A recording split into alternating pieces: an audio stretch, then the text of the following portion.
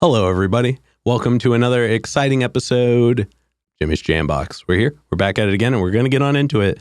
But before we do, as always, please make sure to like, subscribe, push all the buttons, do all the things. You know, I don't know where they are, but you do, and I trust you. With that being said, here's a quick word from our sponsors. Organic herbs and botanicals, skincare and edibles, wellness for body and mind. The Brothers Apothecary.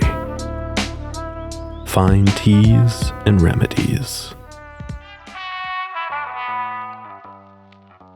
Ronald Records.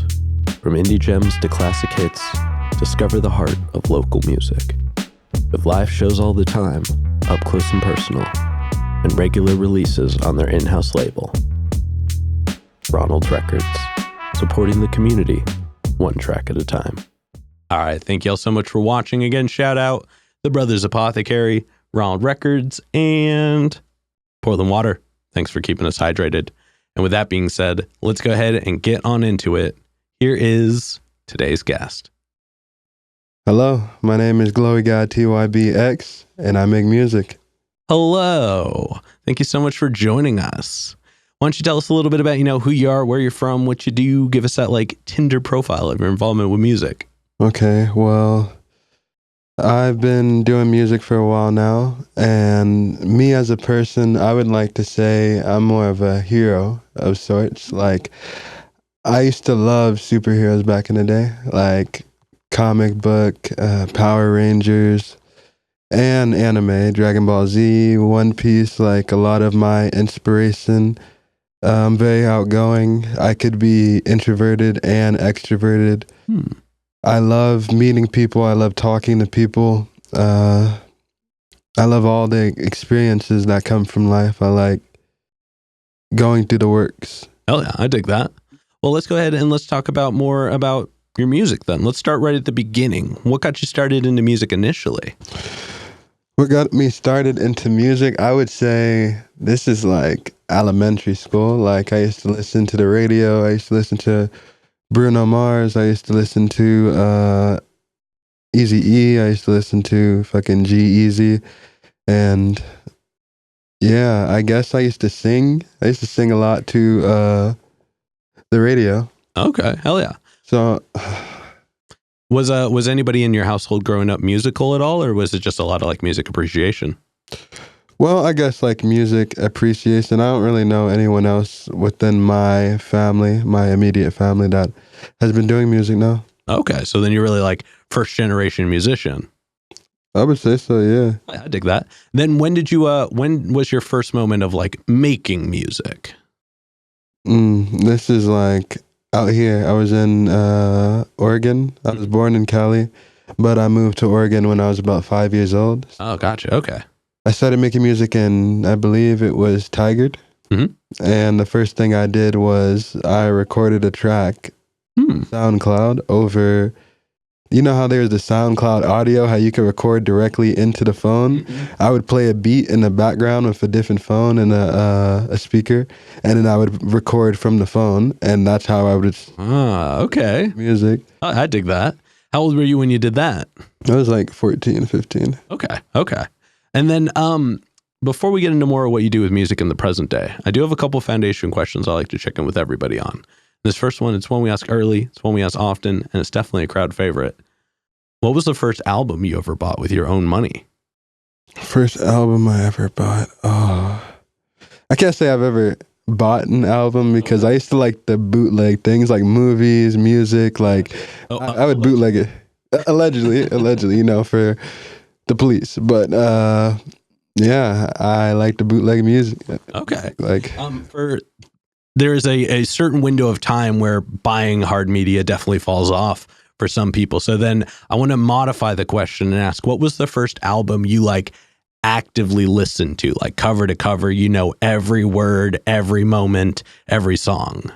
Probably like Michael Jackson. I don't know what the album was called, but it's kind of like when he's laying off to the side and he's wearing the white. Like Michael Jackson, he was a big one for me. One of my favorite artists. Oh yeah.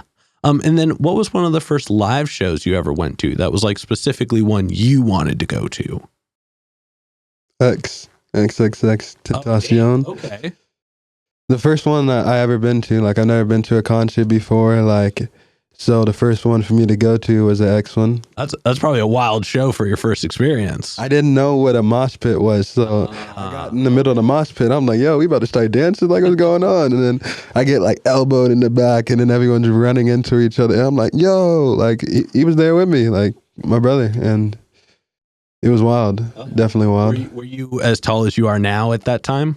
I was like a good 6'1". Okay, so you were just looking over everybody at that show. Pretty much, like people were hanging on to me so they wouldn't fall down. Like I was like trying to hold myself up. Well, hey, looks like you made it through.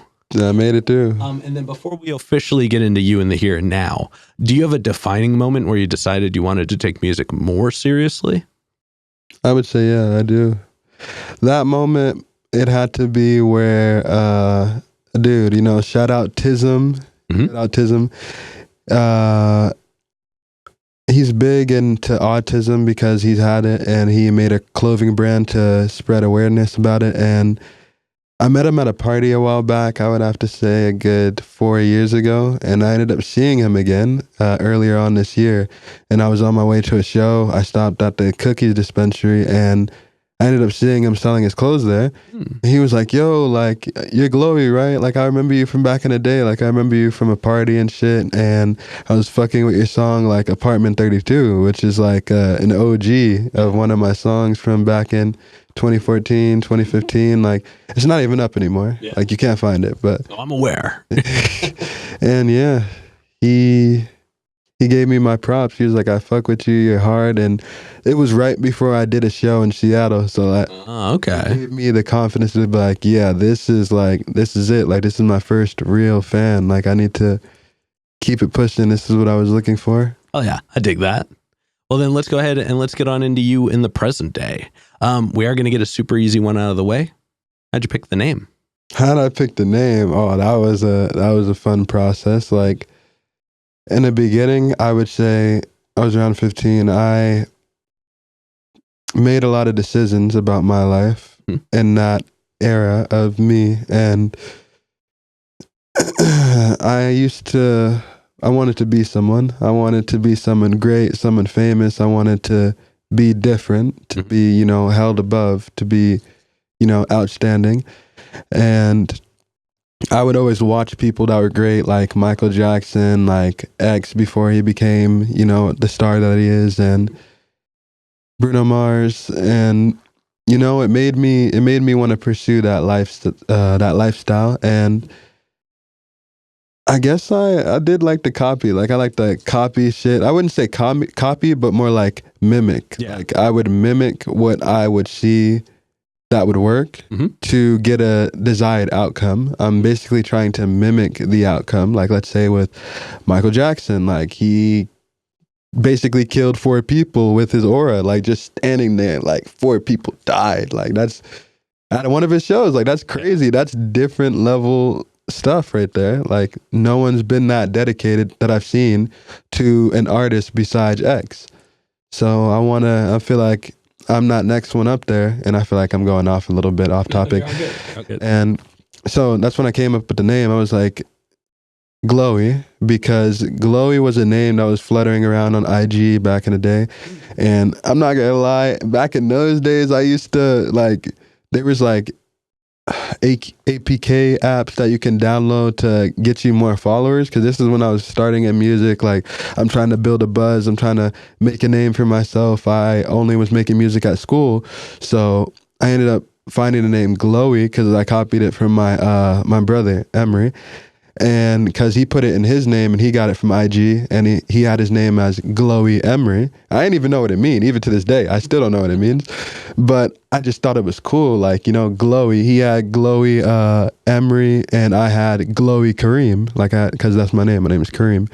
And I took out the Kareem part and then I put TYB, because there's this thing that, you know, me and my brother had where we were the TYB bros at a point, like, you know, take your bitch bros, like, you know, like back in high school, going to parties, you know, it was all about getting girls in that era. Like, oh, let's go out, let's go to the mall, let's pick up some girls. Oh, how many girls do you have? You got any girls? Like, you're not getting any play, you're not doing anything. Like, I guess it was just the crowd that I hung around. Yeah. So I scratched out the Kareem and I put the Gloey.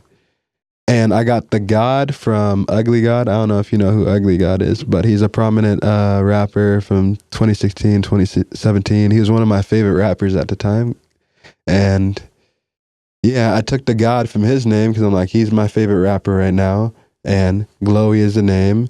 And I added in the TYB because of the TYB bros, because this is when I'm like coming up with the name, coming up with the image of what I want to portray, who I want to be. And I don't know, I was kind of grabbing, I was reaching, you know, like, see what's going to work, what is going to get me to this desired outcome, because I had like this craving, this like want, this need to be great. Yeah. And I knew it was in me. Like, I loved watching stories where the underdog won, so like that gave me confidence to do more, to do music.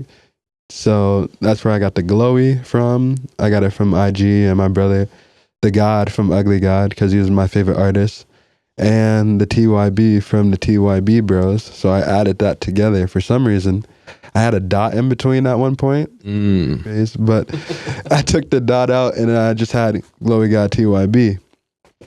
Now, the X came in to the name after, I would say, like, this is 2020. Mm-hmm. This is a little bit after X died. I ended up getting locked out of my old IG account, TYB. So I had to try and make another account that was as similar, you know, to the main account that I had as possible. So I ended up taking the X from X's name, because I got X's name tatted on me right here. Like, he changed my life. He made me get into music, and I added the X into my name, like, you know, to pay homage, to let them know, like, you know, we see you, even though, like, you're gone, like, you made a lasting impact on the people that mattered. Oh, yeah. Well, that is a thorough breakdown of your name. I appreciate you sharing all that. And I appreciate just your level of, like, care. Like, you know, like, some people would call it meticulous, but, like, it's just you see things in a lot of layers, and you're not afraid to, like, put a few of them out there, try a few of them out, see what really works for you. And it seems like you've really built something through that into your name. And that's really cool to see. Now I want to talk about your writing process a little bit. And we're going to break it up into chunks, but we're going to start right at the beginning. So when you get inspired, you're ready to make music. What are some of the things you do to get a track started? Okay, I would say my way is so unorthodox. I did not learn music or how to write music from anybody. Like, I literally learned by listening to other people's songs. Like, this is in a part of time in a world where, you know, there was X, there was Uzi, there was Trippy, there was Yachty.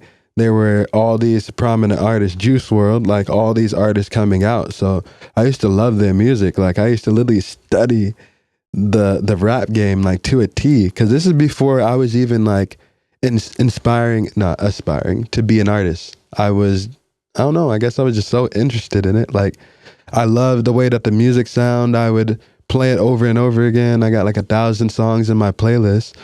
And yeah, I learned basically from just listening, from like melody. So how I would start out is I would find a track that sounds pleasing to my ear. Like, if I can hear a hit, because I don't even start with the words. I just start with listening.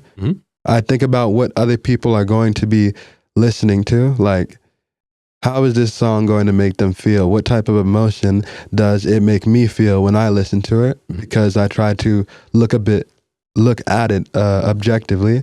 So, like, let's say I'm listening to it with new ears and it's not even me.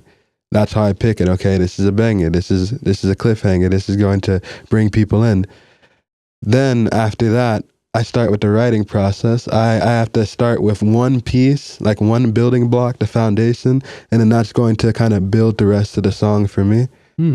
So it really all depends on the song itself, because there's times where I'll write like literally one line and then stop it and then like push it to the side.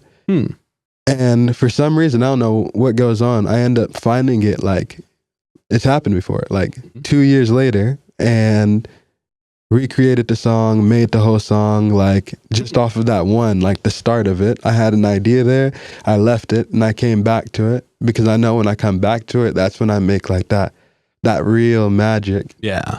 Yeah, because you're going to have like that need for creativity. You're going to have that like energy, and then you're going to have that inspiration right from the jump. That's cool. You're like preloading song ideas for when you're like most potent to create a full track out of it. That is an interesting idea. I really dig that.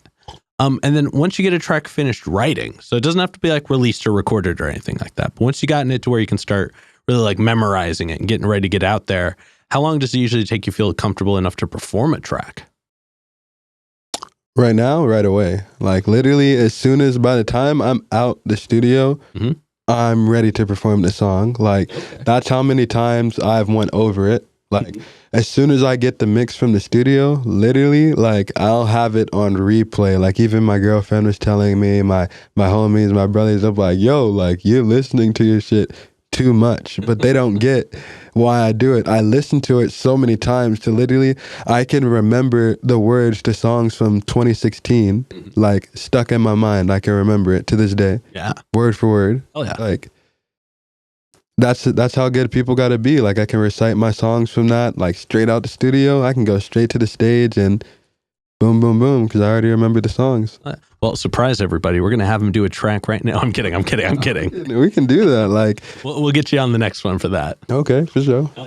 No, but I dig that. And so will you perform a song you don't have recorded yet? Like, have you ever gone out and like done one that like you've gotten it all written, but you haven't had a chance to go into the studio with? I can't say that I have, but I've wanted to. Okay. Like just the instrumental and then go out and record over it. Not even record, but like perform over it. Yeah. Okay. I mean, hey, everybody's got their approach for sure. And, it never hurts to have it ready for people to listen to after they hear you do it. So I could dig that. And now I do want to take a moment and I want to talk about some of your music. So, I jumped on ye old Spotify, and you've got music going back to 2018 on there. And then you got music going back to 2017 on your SoundCloud. And you've been putting out music for a minute. You definitely got a healthy little catalog there, and it's all super chill. Like it's all got a really good vibe to it. Like you said, it is very unorthodox, but it feels very creative. It feels very intentional. It feels like you are not afraid to try things. And I think, that's very important in a lot of ways. Also, I saw that you had a more recent track, Baby Part 2 with past guest, The Soloist. Yes, The Soloist. Yeah.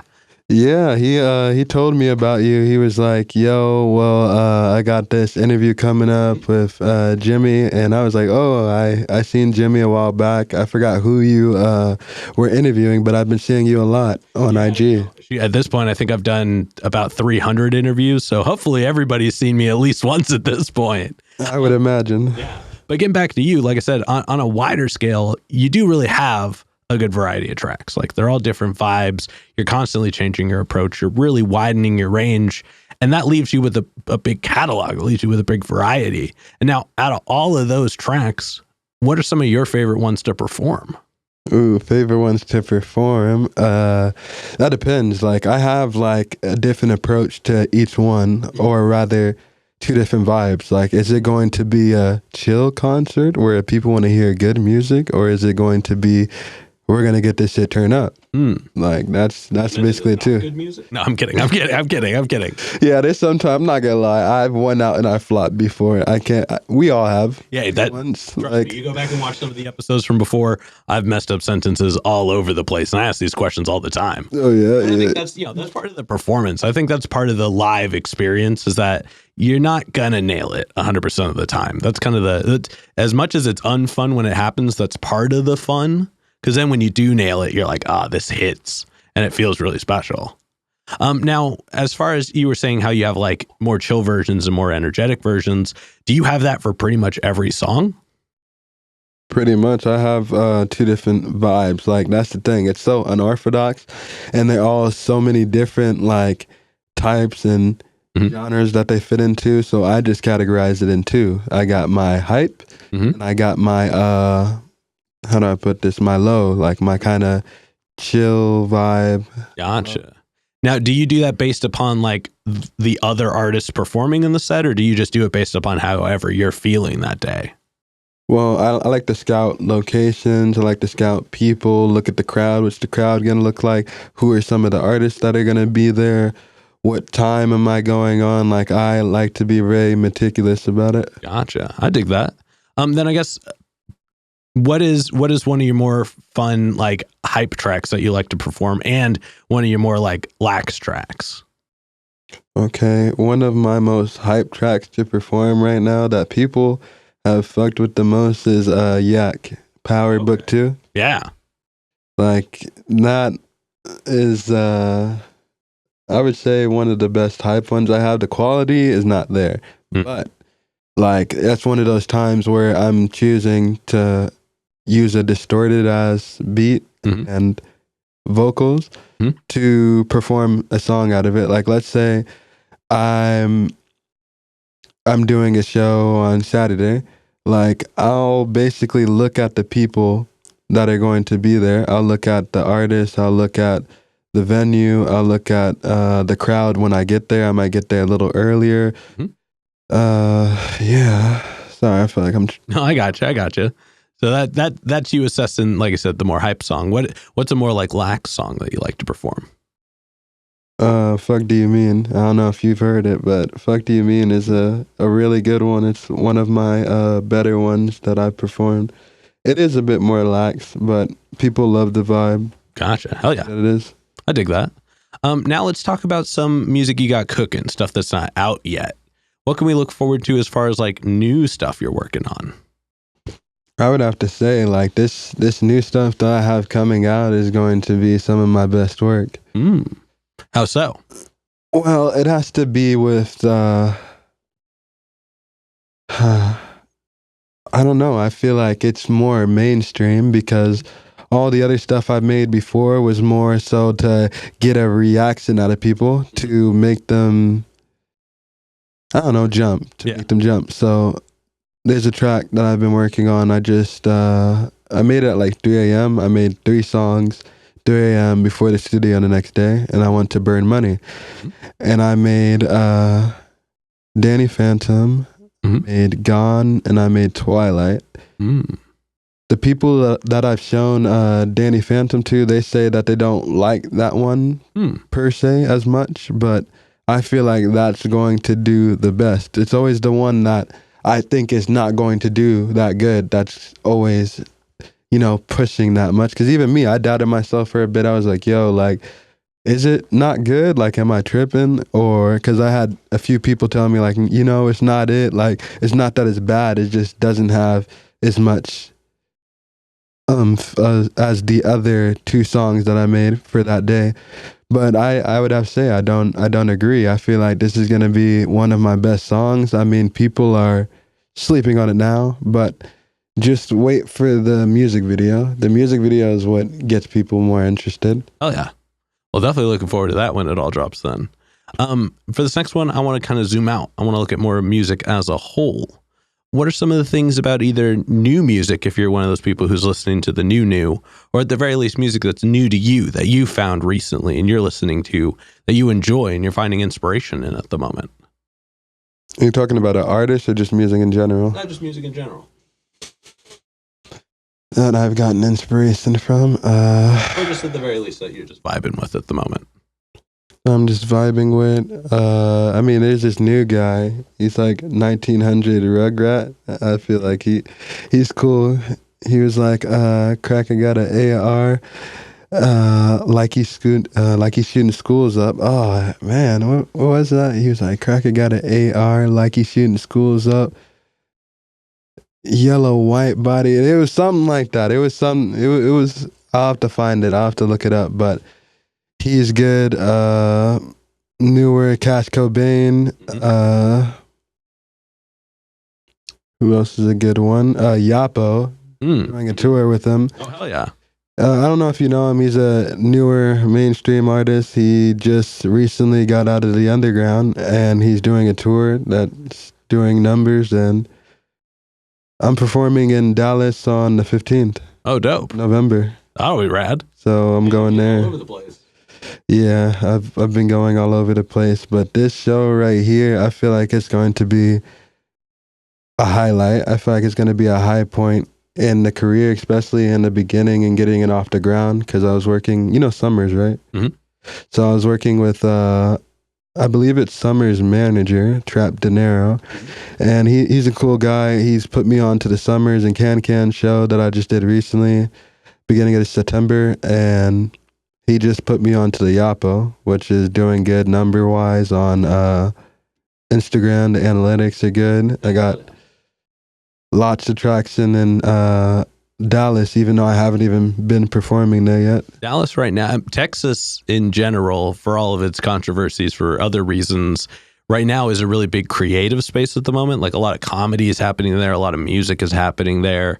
So for creatives, it's kind of it's blowing up at the moment. It's really got a lot of traction for those spaces. So that makes sense that could be a spot where people would like find it and appreciate it, because they're a little more open to a lot of different types of things at the moment. And I think it'll be a good spot to perform for sure, just because for those same reasons, it's a spot where like creativity is being a little more appreciated at the moment. That's true. They're very diverse, and I feel like they are welcoming to the artists that come. Like they show a lot of love. They pop out. Yeah. And now before we move into the next portion, this next question is probably the densest question in the interview. But we talked a lot about, your experience with music, the actions, the reactions. But when it's just you and the music one-on-one, what does music give back to you?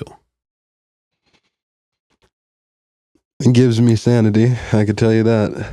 Like, music helps me a lot throughout my life with the things that I've went through, with probably even the things that I'm going to go through in the future. And it saved me. That's for sure. Like listening to other people's music, making my own. Mm-hmm.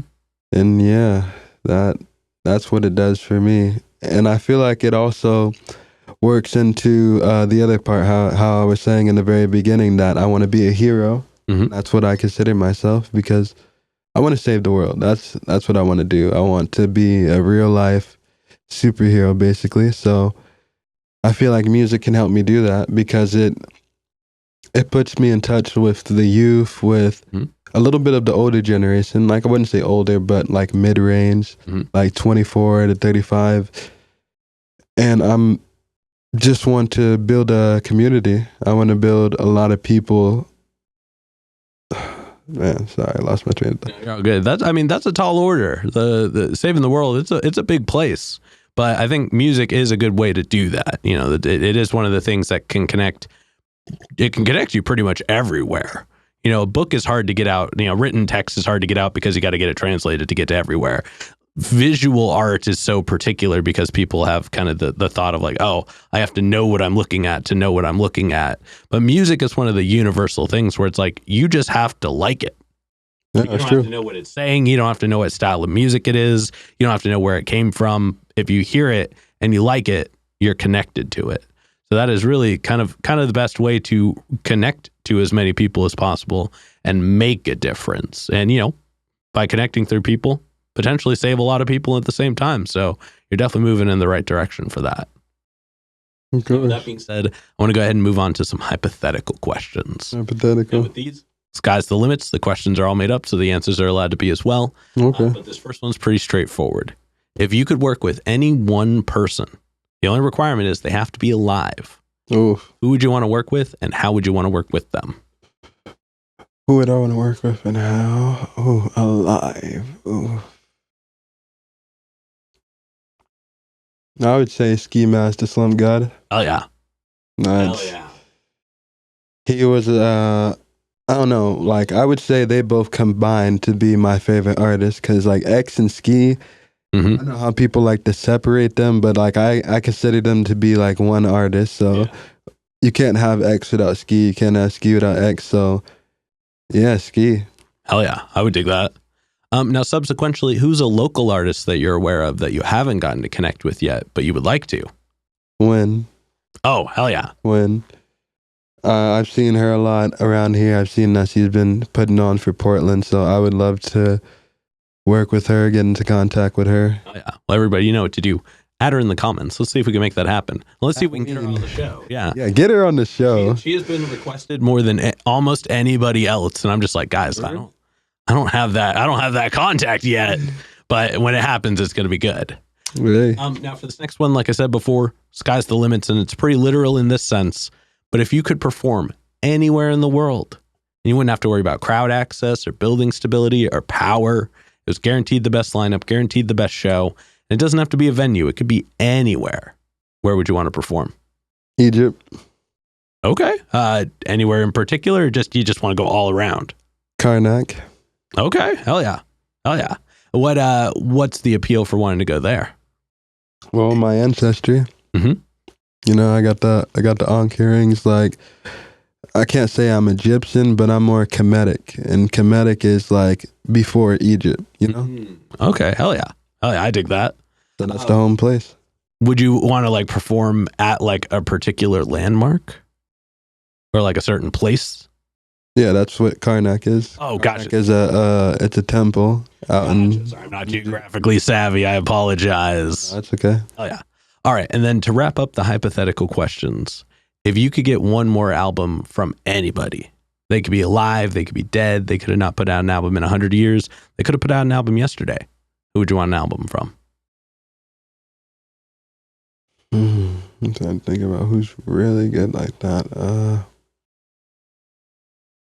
I gotta go with X. I'm sorry. I got to. That was gonna be the Yeah, I got to. Like, you know, like the shit he was making was different level, and the grip that he had on the world, that he had on people in general, needs to be studied. Like, nobody has fans like him. I know that Michael Jackson got to that point to where his fans would literally like rush cars and break windows to get to him, but I'm sorry, I just don't feel that anyone has did it like X, as for what I've seen when it comes to the dedication that these people have. Like, I went under his post because I was making a point to, I forgot who it was. I'm pretty sure it was the soloist, because we were having this conversation. We were talking about business and moving forward in the industry, and we were talking about X's impact on it. And basically, I looked at his IG page to this day, and I guarantee it, he's getting comments to this day after he's been dead for I don't know how many years. Yeah. Like 10 million comments, IG, 33 million likes. Like, that's different. One post, still getting comments to this day, still relevant to this day. Michael Jackson is too, but those two people, and also Tupac, like Tupac, Biggie, like, those people are so big in the game, like they left their mark. And right now, I'm aiming to be better than them all. Damn. Oh yeah. So that's a tall order. Whenever somebody picks somebody who is not around anymore, I'm always a little curious. Would you want an album from him like when he was at his prime, or would you want an album from him like right now with everything that's like happened in the world the way it is? I would say old X. I wanna make an album with old X. Old X was a bit more, you know, aggressive, but his music was real. It had a lot of depth. Yeah. It was more hardcore.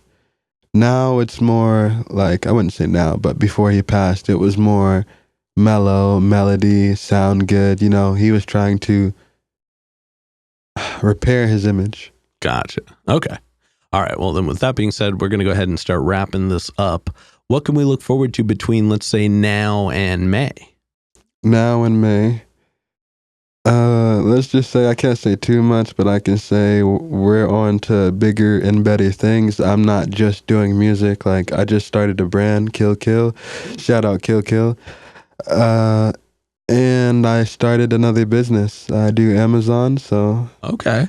I'm going to be, I can't say too much about that either, but I'm working. I'm going to be doing more than just music. I'm starting a nonprofit, the beginning of January. Like, I like to sit in silence. You know, I let people talk amongst themselves and, oh, well, I'm good this and I have this part of the city on lock. Like, they don't realize that I'm going to like snatch the rug up from under them. Like, you know, I like to play it cool, be kosher, but you're about to see a lot from me in the next upcoming months. Oh, yeah. Well, definitely looking forward to all of that.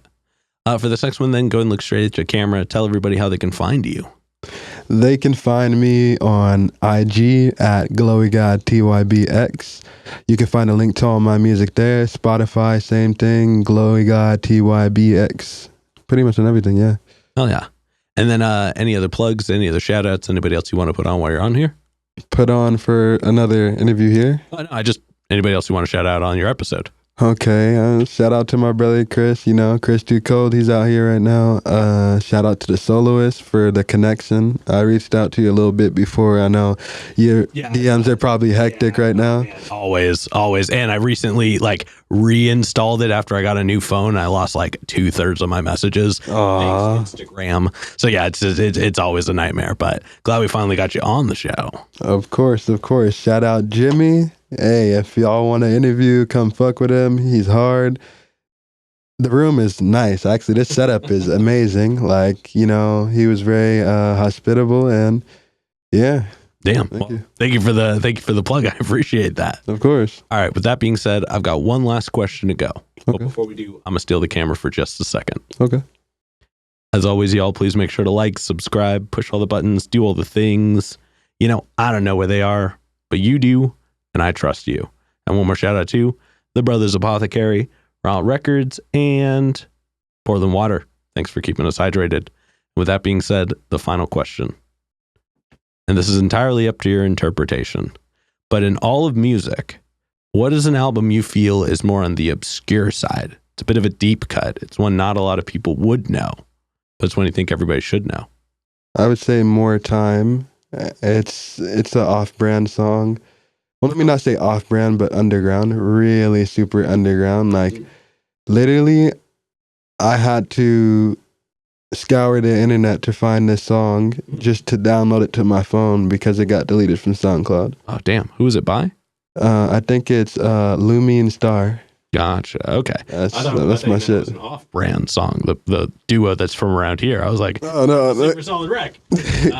Hell yeah. Well, thank you for sharing that. All right. With that being said, we're going to go ahead and wrap this up. Thank you so much for joining us today. Of course. Thanks for having me. Yeah. And this has been another exciting episode of Jimmy's Jambox. I'm Jimmy. This is Glowy. And we're signing off. Later, y'all. That's a wrap. This is not a podcast. This is a show.